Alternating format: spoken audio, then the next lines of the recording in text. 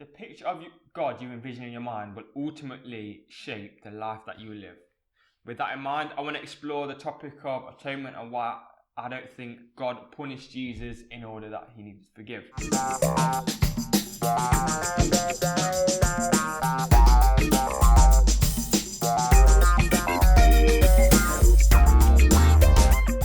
So I first want to start by asking a question. If God punished Jesus, did he actually forgive, or did he just transfer the debt?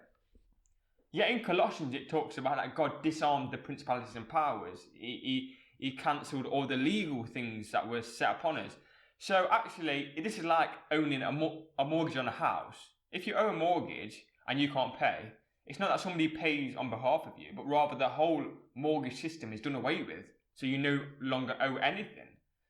So actually, if God gets paid, did he actually forgive? The second one is, if God is just and righteous and he knows all, is it righteous to declare a legal person, legally an innocent person guilty and a guilty person innocent? Is it possible to do that?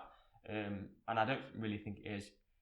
Short of legal fiction, which actually is withdrawn from historical events and soteriology, and it becomes very abstract. I think that's how people get around the penal substitution motif. But enough of that. I want to explain why I don't think God actually punished Jesus on the cross. He didn't actually pour his wrath out of him. Because firstly, Paul says that God passed over or overlooked former sins in his patience. So if that is true, and that's from Romans 2:5, if that's true that he passed over former sins, then by nature that means they weren't punished because they were passed over.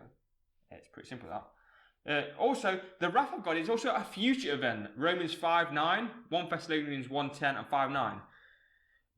And it is those that are in Jesus, in the Messiah, that are saved from the wrath to come. So if the wrath to come is a future event, and that's what we're saved from, then actually they weren't actually meted out in Jesus.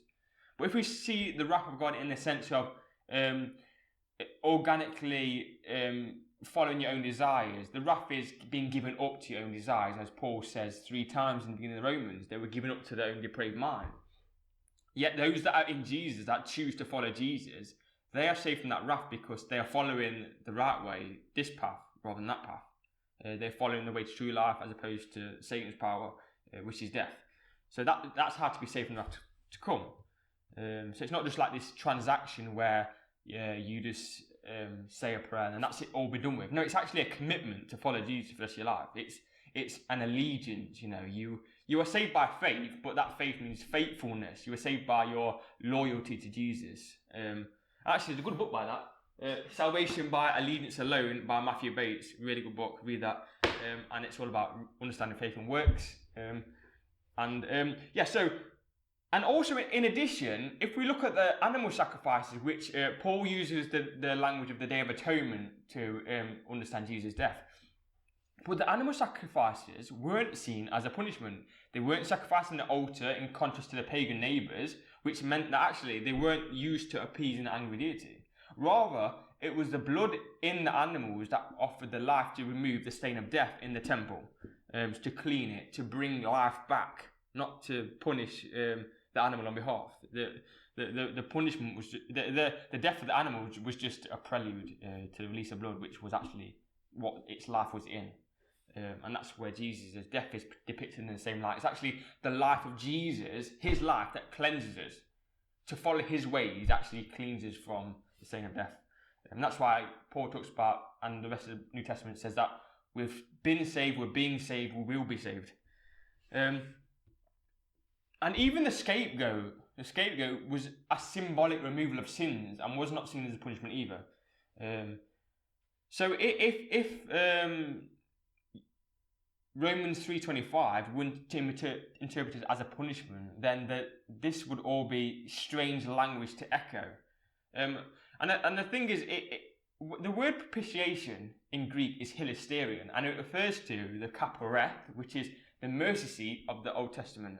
Obviously Greek, Hebrew, 2 different languages. But kapareth and hilasterion both refer to the mercy seat.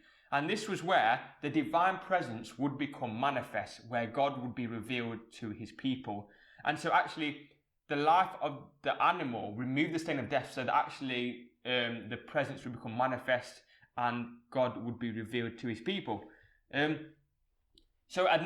think this is what Romans 3:25 is talking about. Actually, the blood of Jesus cleanses us from sin because it is his life that helps us to move from the wrath to come, which is under the power of Satan, and be transferred from the kingdom of darkness, power of Satan, to the kingdom of light, which is Jesus. And therefore, it's us that are in Jesus that are safe from the wrath to come. Therefore, it's not an arbitrary punishment meted out in Jesus, but actually his sacrifice, revealing the true character, the true nature of God, is what saves us, and it's our duty or our allegiance by faith to follow him and to live in accordance with his life. And that is what Romans 3:25 is all about.